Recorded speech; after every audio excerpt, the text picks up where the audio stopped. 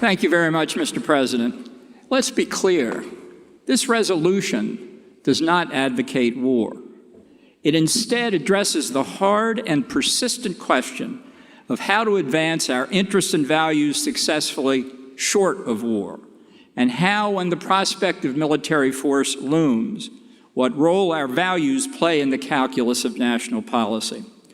The preamble of NATO's founding document, the Treaty of Washington, embodies these principles, clearly stating that the parties, quote, are determined to safeguard the freedom, common heritage, and civilization of their peoples, founded on the principles of democracy, individual liberty, and the rule of law. What a remarkable treaty that is. And what a remarkable record. The most successful, sustained political military alliance in human history, with new members knocking on the door even as we speak.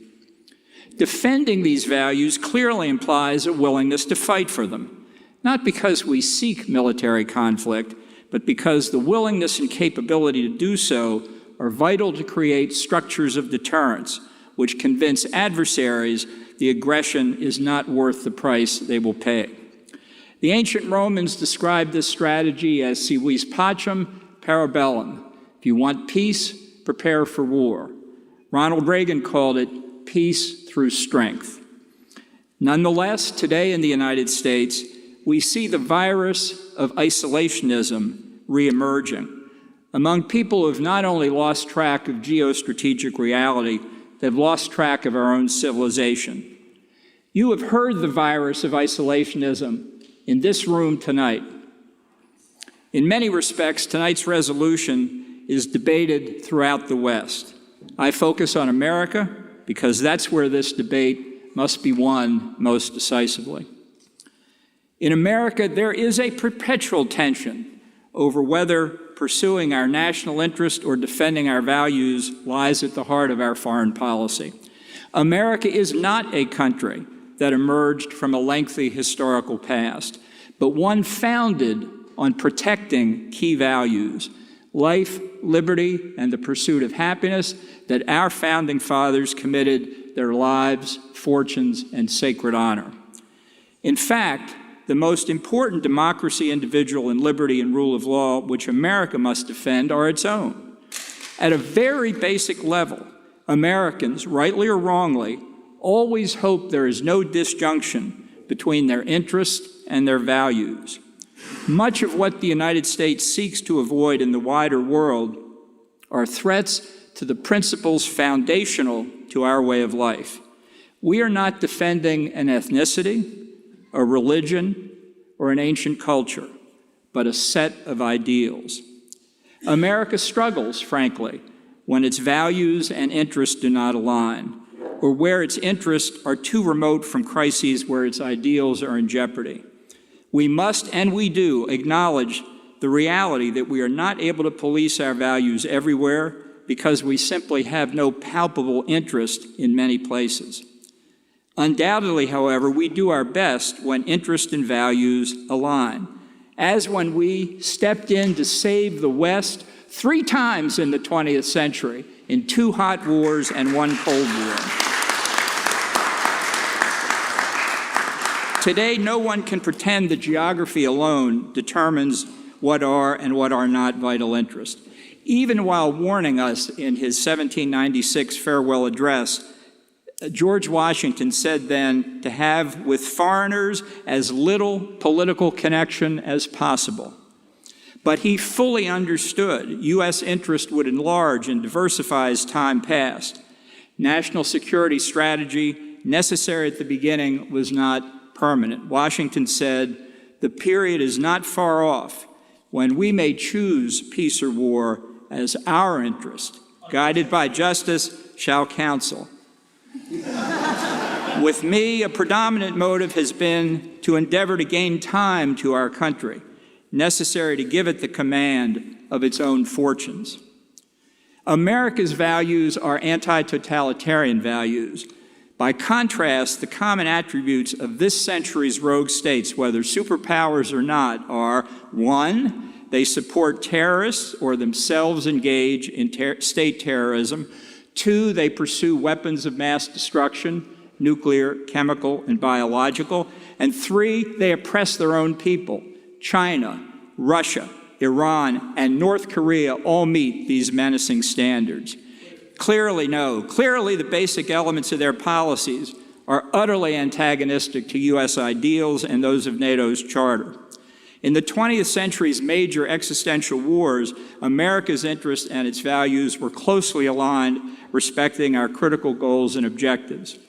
In World War I, the United States was deeply split before it committed to its first land war in Europe.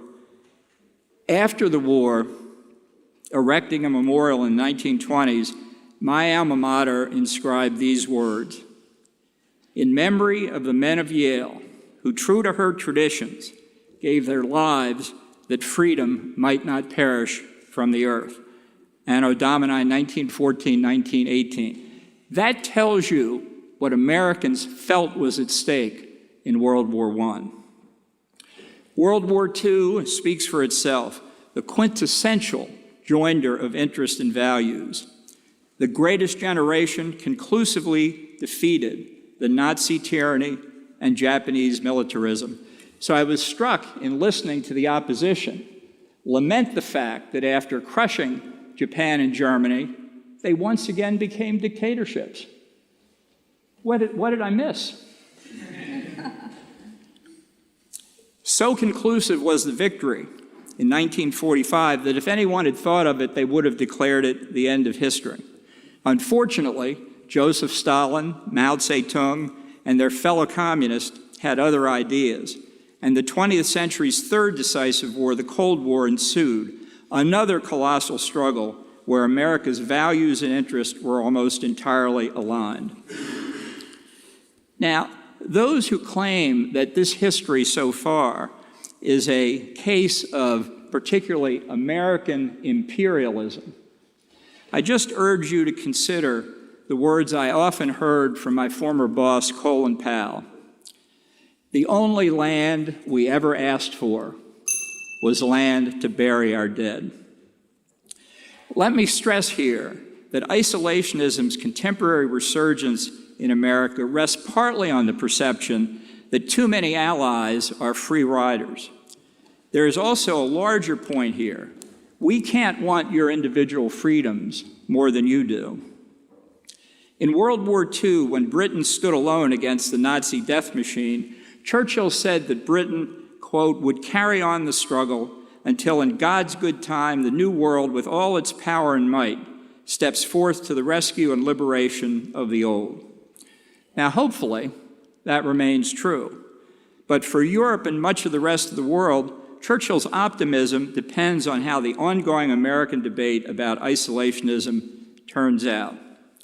Tell Americans, often enough, that they are unwanted, and there will come a point when God's good time doesn't come at all.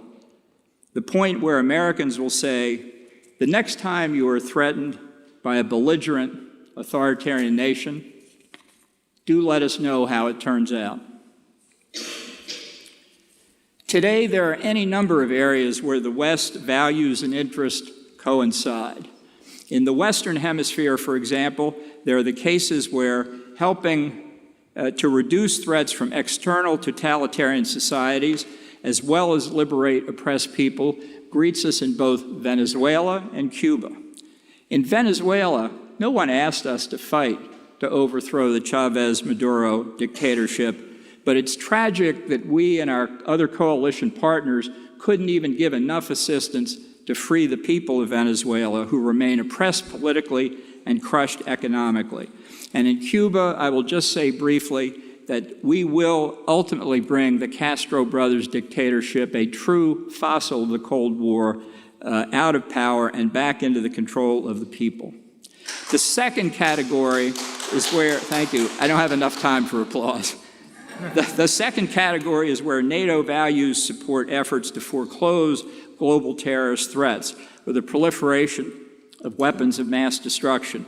Unquestionably, the most recent tragic abandonment of NATO values was in Afghanistan, where we fought against terrorism not to impose Western values, as Fawzia Koofi has so eloquently said.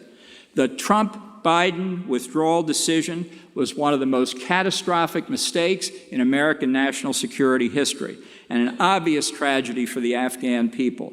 It reflects isolationism's most recent success in America, and it provides evidence how increased isolationism would play out around the world. I'm very confident about what we did twice in Iraq, expelling Iraq from Kuwait in 1991, and in taking the Saddam Hussein's dictatorial, weapons of mass destruction-seeking terrorist regime and burying it and him.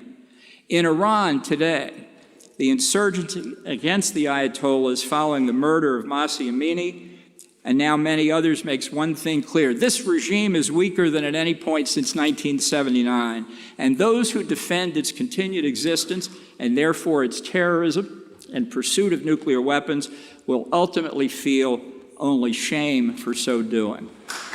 The third category is where NATO's values are shared geographically, militarily, or economically by critically important states. This is where we are most threatened. And first and foremost is in Ukraine, where we're not being asked to fight, but only to supply intelligence, weapons, and economic support. This is a time of truth for NATO. Key members like Germany and France must now shoulder their responsibilities. We welcome the decisions of Finland and Sweden to join NATO. Obviously, rejecting the alliance, mesdames et messieurs, that the alliance has become brain dead. And we should be appalled that incredibly some NATO members tilt toward Russia. I can assure you that in America, we remember the 1956 Hungarian Revolution against Moscow, even if the current government of Hungary does not. This is a strategic war for NATO, not just against Russia's unprovoked aggression against Ukraine, but what it says to Beijing's leaders. The wrong outcome in Ukraine will spell trouble all along China's Indo-Pacific periphery.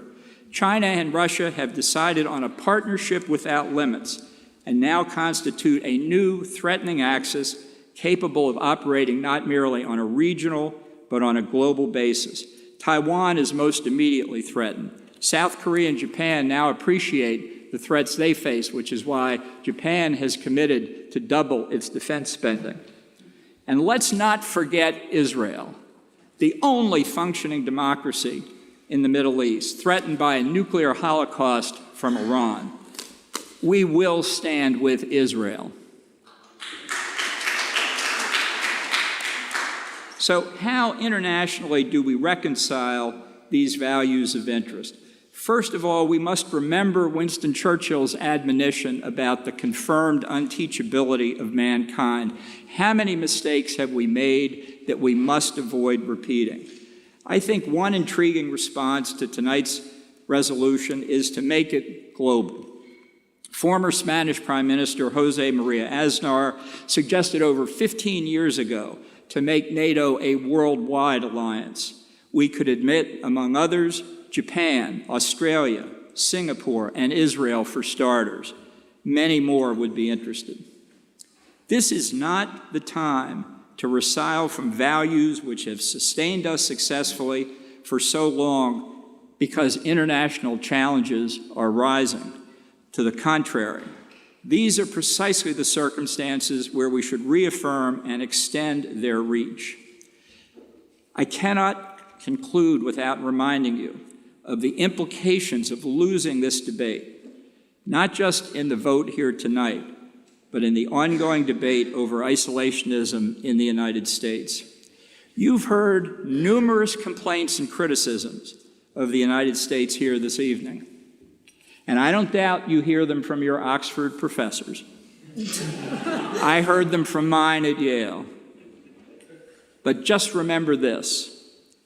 If today's American isolationists come to dominate our foreign policy, in effect erasing America's support for the principles we are debating tonight and that have guided us for so long,